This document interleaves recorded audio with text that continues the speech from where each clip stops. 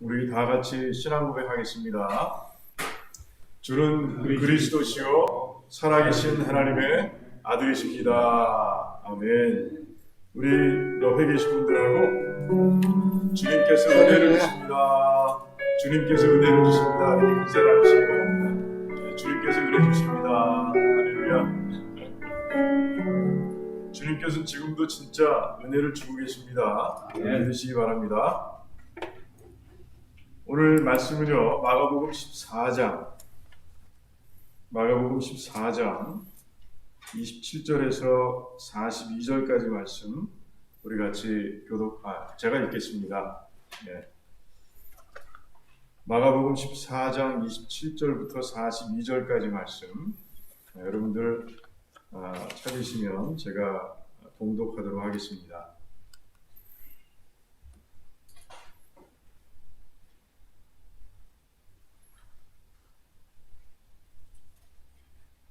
예수께서 제자들에게 이르시되 너희가 다 나를 버리리라.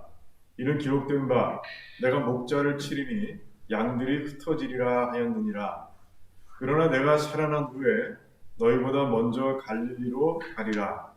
베드로가 여짜오되 다 버릴지라도 나는 그렇지 않겠나이다.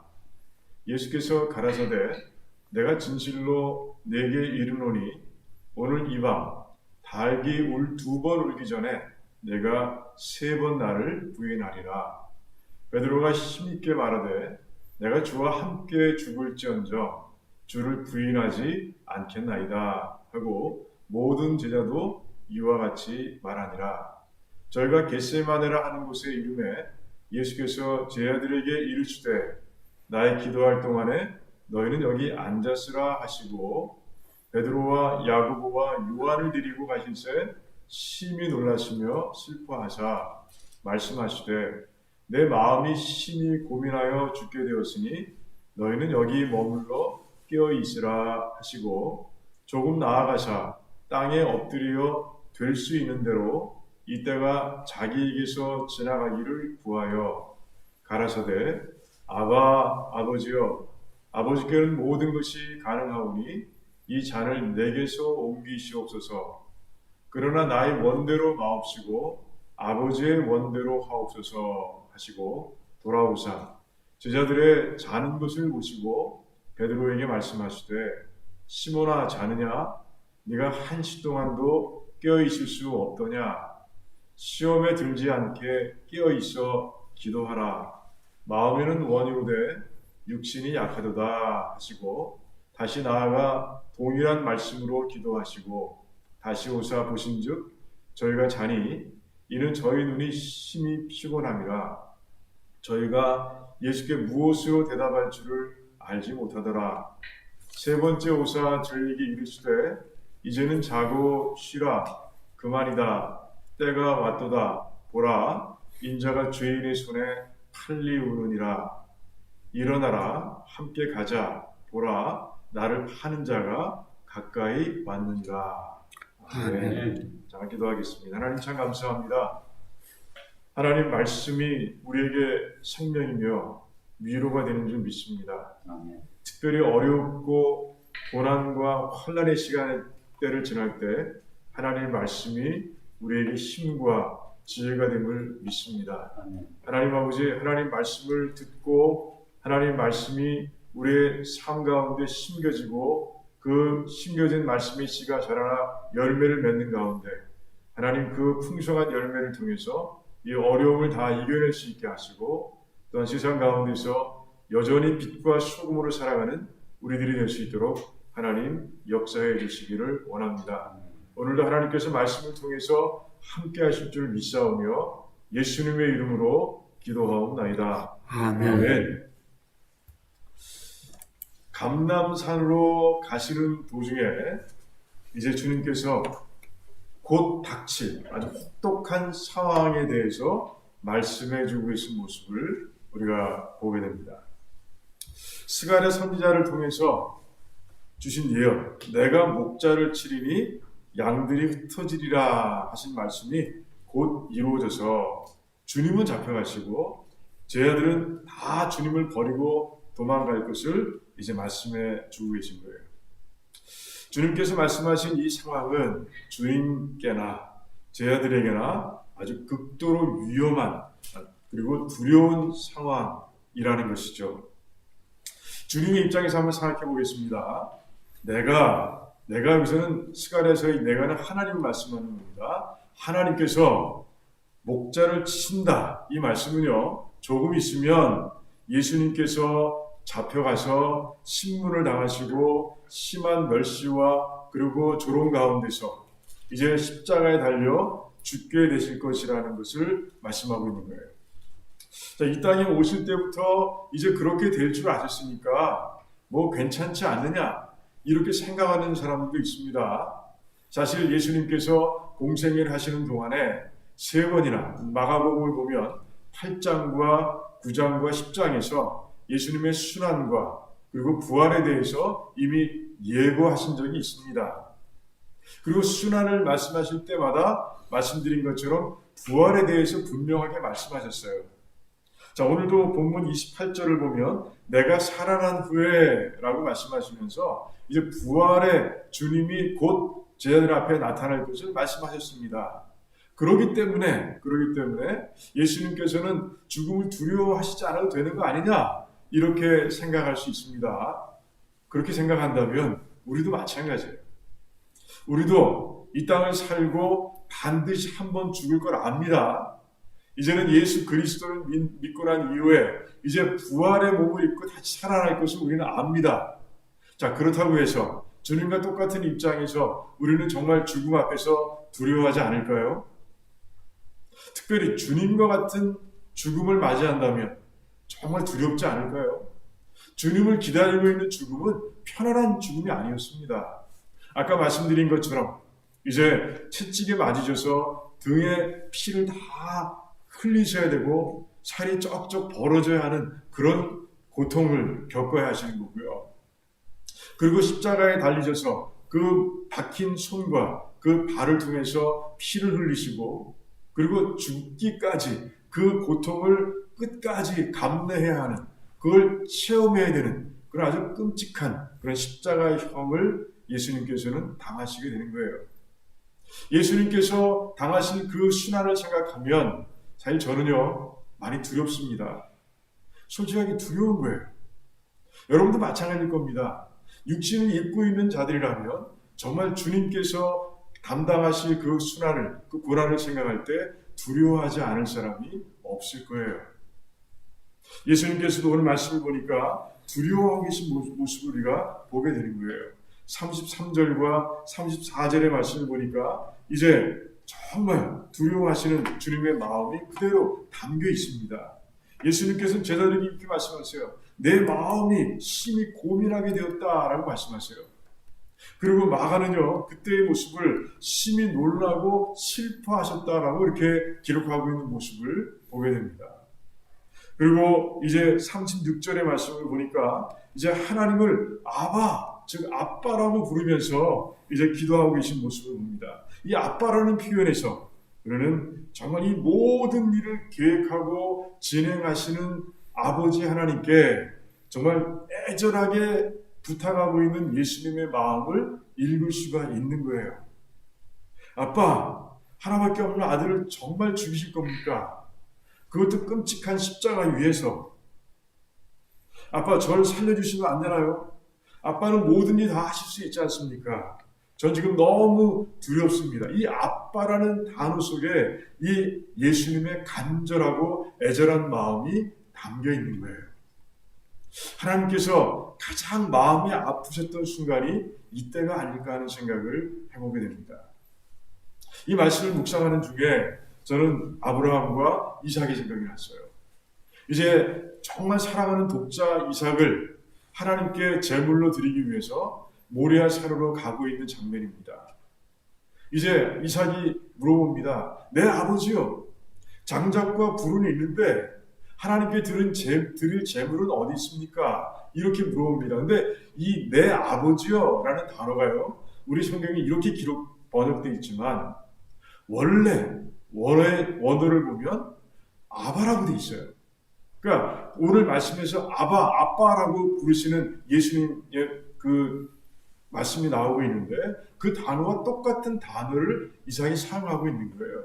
그러니까 나를 사랑하시는 나의 아빠 이렇게 부르면서 아브라함에게 재물에 대해서 묻고 있는 거예요. 아브라함의 마음이 얼마나 아팠을까 하는 생각을 해보게 됩니다. 하나님도 똑같은 마음을 지금 느끼고 계실 것이다 라는 생각을 해보게 되는 거예요. 그렇습니다. 지금 예수님께서는요 정말 가슴을 짓누르는 두려움 앞에서 서 계신 거예요. 그런 가운데 정말 힘들어하고 슬퍼하고 놀라고 그 아파하는 그런 모습을 우리들에게 보여주고 계신 거예요. 자, 그렇다면 제 아들은 어떻습니까? 제 아들은 좀 낫습니까? 마찬가지 더 한지도 모르겠습니다. 자, 이제 주님께서 잡혀가서 유대교인들에게는 신성 모독죄로 몰리고 그리고 로마 총독 앞에서는 이제 로마 정부의 반역한 자로 몰려서 십자가에 달려 돌아가시게 되면 이제 무슨 일이 일어납니까? 제 아들은 도망가야 되는 거예요. 지금 당장 도망가서 몸을 숨긴다 할지라도 이제 평생 쫓겨야 되는 그런 삶을 살아갈지도 모르는 거예요. 그들이 1급 수배자들이 되어서 정말 어떻게 움치고 뛸 수도 없는 그런 상황 속에 빠질 수도 있다는 것이죠. 그러니까 제자들도 굉장히 힘든 상황이 정말 그들 앞에 있는 것을 그들은 모르지만 곧 경험하게 될 것이라는 거죠. 자, 그런데 그런 주님께서 끔찍한 상황이 온다라고 말씀하심에도 불구하고 이제 베드로의 반응, 제자들을 대표하는 베드로의 반응을 보면 참 자신이 만만합니다. 다른 제자들이 다 도망간다고 해도 저는 절대로 주님을 버리지 않을 겁니다 라고 그렇게 말하고 있는 것이에요. 자, 예수님께서 말씀하십니다. 자, 네가 오늘 밤 닭이 2번 울기 전에 3번 나를 부인할 것이야 라고 말씀하셨지만 베드로는 더 확신에 차서 대답합니다. 내가 주와 함께 죽을지언정 결코 주를 부인하지 않을 겁니다 라고 그렇게 말씀하고 있어요. 참 다릅니다. 예수님은 지금 슬프고 놀라서 심히 죽을 지경이 되어서 정말 하나님께 아빠라고 부르면서 애절하게 기도하고 있는데 이제 제자인 베드로는요 아주 확신에 차서 이제 그 모든 시험을 내가 이겨낼 수 있습니다. 주님과 함께 할 것입니다 라고 그렇게 얘기하고 있는 모습을 우리가 보게 되는 것이에요. 자, 그렇다면 주님께서 예고하신 그 상황이 실제로 일어났을 때 주님과 베드로는 어떻게 행동했을까요? 성경을 많이 읽어보신 분들은 그리고 복음서를 여러 번 읽어보신 분들은 분명히 압니다. 먼저 주님의 행동을 우리가 볼까요? 이제 41절과 42절 이제 오늘 읽은 말씀 뒷부분을 보면 예수님께서 말씀하시는 거예요. 자, 이제 때가 왔으니 이제 일어나자, 가자, 함께 가자 이렇게 말씀하시는 모습을 보게 됩니다. 지금 예수님께서 말씀하시는 때는 어떤 때입니까? 그래요, 그때입니다. 예수님께서 두려워하셨던 때예요. 이제 죽음의 때입니다. 고통의 때입니다. 이제 채찍에 맞아야 할 때입니다. 멸시를 당해야 될 때입니다. 그것 때문에 두려워하셨는데 이제는 예수님께서 이제 그 때 앞에 당당하게 서서 그 때를 향해서 이제 다가가고 계시는 전진해 가시는 모습을 우리가 보게 되는 것이에요. 그리고 그 이후 순환이 계속되는 동안에 예수님께서는 한 번도 흔들리지 않으셨고요. 예수님께서는 한 번도 후회하지 않으셨습니다. 자, 베드로는 어땠습니까? 처음엔 잘 나갔습니다. 제자들이 다 도망갔습니다. 그럼에도 불구하고 베드로는요, 이 제사장 그 집의 뜰까지 찾아갑니다. 예수님이 잡혀가신 곳이죠. 하지만 그의 용기는 거기까지였어요. 이제 그곳에서 닭이 2번 울기 전에 예수님을 부인하고 이제 도망하는 모습을 우리가 보게 되는 것이에요. 주님은 시험을 이겨내셨고요. 베드로는 시험 앞에서 무너지고 만 거예요. 그렇다면 그 이유가 뭘까? 이 이유를 찾는 과정 속에서 우리는 커다란 교훈을 얻게 되는 것이에요. 먼저 베드로를 보겠습니다. 베드로가 그 시험 앞에서 완전히 무너진 모습 우리가 봤는데 이유가 뭘까요? 이유는 37절과 38절의 말씀 가운데 이제 있는 모습을 보게 됩니다. 기도하지 않았기 때문에 그래요. 기도하지 않아서 그의 영혼이 잠자고 있었기 때문에 그렇습니다. 그가 기도하지 않은 이유는 뭘까요? 가장 큰 이유는 하나님의 도움이 필요하지 않다는 거예요. 자, 베드로는요, 자기 생각을 믿었습니다. 주님께서 수번, 3번 또 그 이상으로 순환에 대해서 말씀하셨지만 베드로는요, 주님의 말씀을 믿지 않았어요. 베드로는요, 자기 생각을 믿었습니다. 이제 예루살렘에 올라가셔서 주님께서 하실 일은 그 로마 정부로부터 유대 모든 사람들을 해방시키고 이제 하나님의 나라를 세우는 것이라고 분명히 믿었던 것이에요. 지금 예수님께서 혹독한 상황이 닥친다라고 말씀하신 것은 이제 로마와 이 싸움이 정말 모든 세계를 정복하고 있는 로마와의 그 싸움이 힘든 싸움이 될 것이기 때문에 그래서 이제 정신 차리자, 우리 깨어있자, 우리 긴장하자 이런 뜻에서 하신 말씀이라고 베드로는 이해한 거예요. 주님께서 말씀하셨는데도 불구하고 순환이 있을 것을 말씀하셨음에도 불구하고 베드로는요 계속해서 자기 생각을 믿은 거예요. 자기 판단을 믿은 겁니다. 그러니 하나님께 기도할 이유가 뭐가 있어요? 이제 좋은 일만 있을 텐데 기도할 이유가 없는 거예요. 두 번째요, 베드로는요 자기 성격을 믿었습니다. 베드로는 아마 의리의 사나이였던 것 같아요.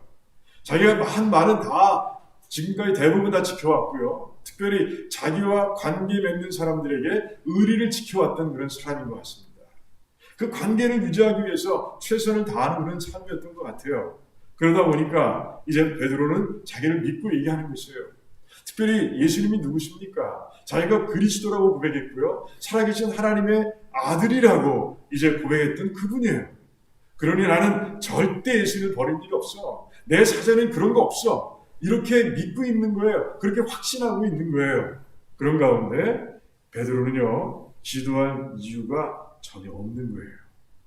한마디로 말해서 정리하면 베드로는요, 자기 자신을 믿고 자신만만했고 확신에 차 있었던 것이죠. 자기를 너무 과신한 거예요. 결국 기도로 준비하지 못한 베드로는요, 전혀 예상하지 못했던 상황을 경험하면서, 즉 예수님께서 잡혀가시는, 힘없이 잡혀가시는 그런 모습을 바라보면서 자신감을 잃고 말았고요. 그리고 한 여종의 이야기, 너도 예수와 한패라 라는 그 한마디에 의해서 가지고 있던 자신의 확신이 이제 무너지는 모습을 경험하고 만 것이었어요. 사실 우리도 베드로와 같이 살 때가 종종 있습니다. 하나님, 이 분야는요, 제가 전공이에요. 제가 전공입니다. 전문인입니다. 하나님, 이 정도 제가 할 수 있습니다. 이렇게 하나님께 말씀을 드리면서 이제 기도를 소홀히 할 때가 종종 있다는 것이죠. 하지만 하나님께서는 오늘 본문 말씀을 통해서 분명하게 가르쳐주고 계세요. 기도를 쉬는 순간에 영혼은 잠들게 되고 잠에 취한 영혼으로는 어떤 시험도 너희들은 이겨낼 수 없다라고 아주 분명하게 예수님께서 말씀해주고 계신 거예요. 이 교훈 위에서 우리 두라노 식구들은요, 쉬지 않고 기도하며 무시로 기도하는 주님의 제자들이 되시기를 바랍니다. 그래서 주님처럼 어떤 시험 앞에서도 승리하는 그런 복된 삶이 되시기를 주님의 이름으로 축원합니다. 자, 주님께서 죽음의 시험을 잘 통과할 수 있었던 그런 이유는 뭘까요? 그것도 기도입니다. 주님은 기도하는 중에서 십자가 수련이라는 시험 앞에서 두려움으로 심히 떨고 있는, 그리고 고민하고 있는 자신의 모습을 아버지 앞에 솔직하게 보여드렸어요. 동시에 하나님의 뜻에 순종하고 싶은 예수님의 마음도, 진실된 마음도 보여드렸습니다. 그리고 이 두 사이에서 깊이 갈등하고 있는 자신의 모습을 하나님께 보여드림을 인해서 이제 주님께 도움을 청하고 있는 거예요. 하지만 아버지, 이 갈등 가운데서도 저는 아버지의 뜻을 이루길 원합니다.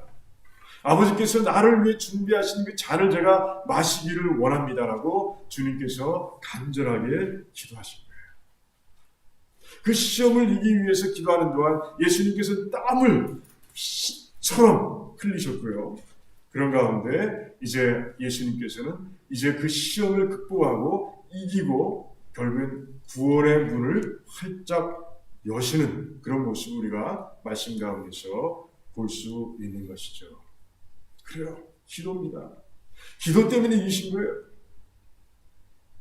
여러분, 바울의 기도 생각나요? 바울은 쉬지 말고 기도하라, 무시로 기도하라고 우리들에게 명령했던 그런 인물입니다. 그는요, 정말 우리들에게 이야기한 것처럼 자기가 그렇게 기도하며 살았습니다. 가장 마음에 와닿는 기도의 장면은요, 육신의 가시를 놓고 3번 기도하던 모습입니다. 참 괴로웠던 것 같아요. 그리고 그 육신의 고통이 자신의 그 복음 전파 사역에 많이 방해가 됐던 것 같습니다. 그래서 바울은 하나님께 3번씩이나 기도하며 육신의 가시를 없애달라고 기도한 것 같아요. 그때 하나님께서 정말 놀라운 것을 그에게 알려주셨어요. 나의 능력은, 하나님의 능력은 너의 연약함을 통해서 온전해진다 라고 주님께서 교훈해 주신 거예요. 육신의 가시를 제해 주시는 대신에, 하지만 그 고통 속에서 정말 하나님의 놀라우신 능력이 드러나고 완성된다는 것을 하나님께서 알려주신 거예요. 그 스스로 극복할 수 없는 그 질병을 통해서 바울은 자신이 얼마나 무력한 존재인지를, 자신이 어떤 모습인지를 깨닫게 되고요. 그런 가운데 더 겸손하게, 더 간절하게 하나님께 의지하고 나가게 된다는 것이죠. 그때 하나님께서 바울의 삶을 통해서 하나님의 능력을 실행하시고 완성하신다는 거예요. 그 놀라운 진리를 깨달은 그 바울은요, 그 이후 자신의 연약한 것을 사람들에게 오히려 자랑하는 삶을 살 수 있었던 것이에요. 히브리서 4장 말씀을 보면 우리처럼 주님께서도요, 모든 시험을 다 받으셨다고 되어 있어요. 그런데 시험에 넘어져서 죄를 지은 적은 한 번도 없다고 그렇게 증거하고 있습니다. 비결이 뭐라고요? 기도였던 거예요. 기도였습니다. 우리 도라노 식구들도요, 시험을 이길 수 있는 방법을 100% 알고 계신 하나님께 믿음으로 기도하는 삶이 되시길 바랍니다. 그래서 기도를 통해서 영적으로 깨어있고, 그 깨어있는 영혼으로 어떤 시험이 닥쳐와도 넉넉히 이겨내는 승리의 삶이 되시기를 주님의 이름으로 축원합니다. 1987년 40대 초반의 한 영화 감독이요, 그 프랑스 남동부에 자리하고 있는 르 샹봉이라는 도시로 가고 있었어요. 기차를 타고 가는 동안에 그런 여러 가지 생각에 잠겼습니다. 해발 900m에 달하는 그 산 정상에 있는 마을인데, 사실 그 마을은요, 그 영화 감독이 태어난 곳이었어요. 1948년 4살의 나이에 부모님들이 다 미국으로 이민 오는 바람에 이제 자기가 그래서 태어나는지도 모르고 자기가 유대인이었는지도 모르고 살았지만, 이제 18살쯤 됐을 때 그가 이제 미국에서 공부하는 것이 아니라 프랑스로 공부하기 위해서 이제 오는데, 그때 부모님들이 얘기해 준 거예요. 넌 유대인이야. 그리고 네가 태어난 곳은 프랑스에 있는 르 샹봉이라는 곳이야 라고 알려주신 거예요. 그러면 놀라운 얘기를 들려주셨는데, 그 이야기가 그 감독의 마음속에 오랫동안 남아있었어요. 결국은 중간에 전공을 바꾸고 영화를 공부하고 영화계에 몸을 담고 난 후에 내가 이제 이 이야기를 반드시 영화로 만들어서 세계 많은 사람들에게 알리리라 라는 다짐을 하게 됐습니다. 이제 1987년이 되었을 때 이제 그 꿈을 실현하게 된 것이죠. 프랑스가 독일에 항복한 때는요, 1940년 2차 대전이 말씀드리는 겁니다. 이 1940년 6월 22일이었습니다. 그 다음 날이 주일이었는데 르 샹봉 지역에서 목회하고 있던 트로메 목사는요, 그런 아주 특별한 그런 설교를 합니다. 설교 중에 이런 얘기를 합니다. 우리는 앞으로 우리의 신앙 양심에 반하는 행동들을 강요당하게 될 것입니다. 그때 우리는 그리스도인으로서 주님께서 말씀을 통해 주신 영적 무기들을 가지고 두려움 없이 without fear, 그러나 결코 교만하지 않고 without pride, 또한 미워하지 않는 태도로 without hate, 적들을 저항해야 할 것입니다. 라고 그렇게 설교합니다. 주민들 90%가 위그노, 즉 프랑스 개신교 인들로 이루어진 르 샹봉 마을은 그때부터 2차 세계대전이 끝날 때까지 아주 감동적인 일들을 해냅니다. 그 지역으로 피신온 유대인들을 받아준 거예요. 그곳에 머물기를 원하는 사람들에게는 이제 그 정착지를 주었고요, 또 숨겨줬고요, 그리고 중립국가였던 스위스로 넘어가기를 원하는 사람들에게는 길 안내 역할을 해주었습니다. 정부가 알기라도 하는 날이면 큰일 나는 거죠. 사실 그 주변의 마을 가운데서 이제 유대인을 숨겨줬다는 이유로 마을 사람 전체가, 주민 전체가 몰살당한 일도 있었습니다. 그리고 실제로 그 유대인들을 스위스로 안내해주는 동안에 이제 독일인들에게 발각되어서 실제로 죽기도 하고 잡혀서 고문당하는 경우도 생겼습니다. 하지만 그들은 포기하지 않았어요. 경찰들이 수상한 낌새를 채고 종종 가끔씩 그들의 마음을 급습해왔지만 그들은요, 그 모든 위협, 그 모든 그 고통, 그 불안, 이 두려움들을 이겨내고 그 일들을 끝까지 감당한다는 것이죠. 하나님께 기도하고 시작했기 때문에 그렇습니다. 기도하는 가운데 그 처음의 목사를 통해서 하나님께 두 가지를 그들의 마음속에 담아주셨어요. 하나님 말씀이었어요.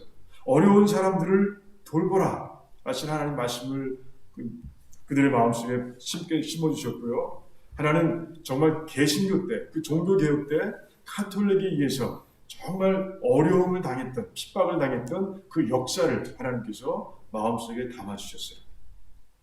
이제는 정말 어려운 가운데 처해 있는 사람들이 유대인이라는 걸 알게 되었고, 이제 그들을 도와야 한다는 것이 그들의 시대적 사명이라는 것을 깨닫게 된 것이죠. 그 이후 처음의 목사의 리더십을 통해서 똘똘 뭉쳐서 이제 유대인들을 구하기 시작하는 거죠. 그러다가 1943년 위기를 맞습니다. 이제 경찰이 와서 트루맨 목사를 잡아갑니다. 아무래도 이상한 거예요. 그래서 잡아가서 취조합니다. 이제 유대인들의 명단을 다 내라. 그때 트루맨 목사는 이렇게 얘기합니다. 나는 하나님께서 보내주신 불쌍한 양들을 돌볼 뿐입니다. 나는 유대인들을 모릅니다. 나는 그저 불쌍한 인간을 보고 돌볼 뿐입니다. 라고 이렇게 대답을 합니다. 결국 5주 만에 그 트루맨 목사를 풀어주지만 앞으로 이 정부의 방침에 따르겠다는 서약서를 쓰지 않고 서명하지 않았다는 이유로 그 마을에서 추방해버립니다. 리더가 없어졌어요. 하지만 그럼에도 불구하고 르 샹봉 마을의 사람들은 하나가 돼서 끝까지 그 하나님께서 맡겨주신 사역을 감당을 합니다. 그 당시 마을 주민 숫자가 5,000명이었는데 2차 대전이 끝나고 이제 구해준 유대인들의 숫자가 약 5,000명이었어요. 기적과 같은 일들이 일어난 거죠. 마을에 도착한 피에르 감독은요, 이제 주민들을 인터뷰해 가기 시작했습니다. 정말 위태롭고 어려운 상황이었는데 어떻게 그 일을 정말 자원에 살 수 있었습니까? 라고 물었어요. 그러자 주민들의 대답은 다 비슷했어요. 우리는 하나님의 말씀에 순종했을 뿐입니다. 성경에는 줄인 자에게 먹을 것을 주고 아픈 자를 문안하라고 적혀 있습니다. 당시 유대인들이 그런 처지에 놓여 있었을 뿐입니다. 그리스도인으로서 성경대로 사는 건 결코 자랑할 일이 아닙니다. 그리고 우리에겐 기도가 큰 힘이 되어주었습니다. 르샹봉 마을 주민들의 위대한 승리 이야기는요, Weapons of the Spirit, 번역하면 영적인 무기들이라고 해야 되나요? 라는 제목의 다큐 영화를 통해서 세계 많은 사람들에게 이제 알려지게 됐어요. 독일 치아라는 살벌한 상황 속에서 르샹봉 마을의 주민들도 사실은 두려웠을 겁니다. 두렵지 않았겠어요? 하지만 깨어 기도하는 동안에 주님께서 그들의 마음속에 심어주신 그 시대 정신을 깨닫게 되었고요. 그 시대의 사명을 깨닫게 되었고, 그리고 무시로 기도하면서 육신이 아니라 영혼이 원하는 일, 즉 하나님께서 원하시는 일을 그들이 감당해낼 수 있었다는 것이죠. 한 번도 경험해보지 못한 질병으로 인해서 온 지구촌이 지금 두려움과 염려에 빠져 있습니다. 이때 우리 믿음의 성도들이 해야 할 일은요, 기도입니다. 기도입니다. 우리 모두 하나님께 솔직하게 기도하고, 그러면서 도움을 청하고요, 간절하게 기도하면서 하나님의 뜻을 구하는 지혜로운 성도가 되기를 원합니다. 그래서 이 큰 시험을 통과하는 중에 평소 때보다 더 절절하게 하나님의 임재하심을 체험하고요, 하나님의 광대한 신성품을 더 풍성하게 체험하고요, 하나님의 뜻을 더 깊이 깨닫고 실천하는 그런 복된 삶이 되시기를 주님의 이름으로 축원합니다. 기도하겠습니다. 우리 같이 기도하길 원합니다. 기도 참 평범한 주제입니다. 하지만 어느 시대를 지나고 있느냐에 따라서 이 주제는 특별해집니다. 지금 시대가 그래요. 정말 아까 말씀드린 대로 지구의 역사가 시작되고 정말 처음 겪는 질병을 통해서 두려워할 수도 있고 염려할 수도 있는 그런 상황에 우리가 빠져 있습니다. 오늘 말씀 가운데서 주님이 어떻게 그 힘든 시련을 이겨낼 수 있으셨는지, 바울이 어떻게 그 육신의 고통을 인내하고 받아들일 수 있었는지, 그리고 트로메 목사와 르샹봉 마을의 주민들이 어떻게 그 어려운 시기 속에서도 유대인들을 구하라는 하나님의 그 시대 사명에 순종하고 해낼 수 있었는지 한번 돌아보길 원합니다. 다 비결은 기도였습니다. 우리 하나님께 기도하길 원합니다. 예수님께서도, 그 우리의 하나님 되시는 예수님께서도 솔직하게 기도하셨어요. 하나님, 아빠, 나 힘들어요. 힘들어 죽겠어요. 그러면서 도움을 청하셨어요. 바울도 그랬어요. 하나님, 힘들어 죽겠어요. 아빠 죽겠습니다. 라고 기도했습니다. 우리 샹봉 마을 주민들도 그렇게 기도했습니다. 하나님, 두렵긴 두려워요. 정말 두렵습니다. 옆 마을이 다 몰살당했습니다. 두려워요. 그러면서 또한 기도했습니다. 하나님, 하지만 하나님의 일을 하길 원합니다. 하나님의 뜻을 알길 원합니다. 이 가운데서도 하나님을 체험하길 원합니다. 라고 기도하셨고, 기도했고, 그런 가운데 승리한 모습들 우리가 오늘 말씀 나누면서 봤어요. 우리도 그러길 원해요. 기도 가운데서 그런 백성들이 되길 원한다는 것이죠. 하나님 앞에 어려움을 가지고 오늘 기도하길 원합니다. 내가 정말 체험하고 있는 그 어려움, 간절하게 하나님 앞에서 고백하길 원해요. 도움을 구해야 합니다. 우린 슈퍼맨이 아니에요. 우린 연약한 인간입니다. 하지만 그러면서도 정말 하나님의 뜻을 구하는 그런 기도도 있어야 하는 것이에요. 어떻게 하면 되겠습니까? 하나님, 이 시대 가운데서 내가 할 일이 무엇입니까? 묻는 그런 기도가 있어야 한다는 것이죠. 내 육신을 따르는 삶이 아니라 하나님, 이런 상황 속에서도 하나님, 내 마음이 원합니다. 하나님께서 주신 그 소명을 이루는 삶이 되길 원합니다. 하나님, 그런 기도가 우리에게 있어야 한다는 것입니다. 우리 그 마음을 품고 기도하기 원합니다. 주님의 마음을 품고 기도하기 원합니다. 바울의 마음을 품고 기도하기 원합니다. 트로이 목사와 또 트로메 목사와 그 르시함동 주민들이 품고 기도했던 그 마음을 품고 같이 기도하기 원합니다.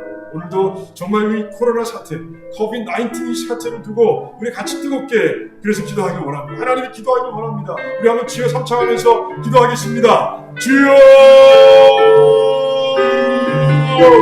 주여! 주여! 하나님 아버지 감사합니다. 하나님 아버지, 우리가 아버지 기도합니다.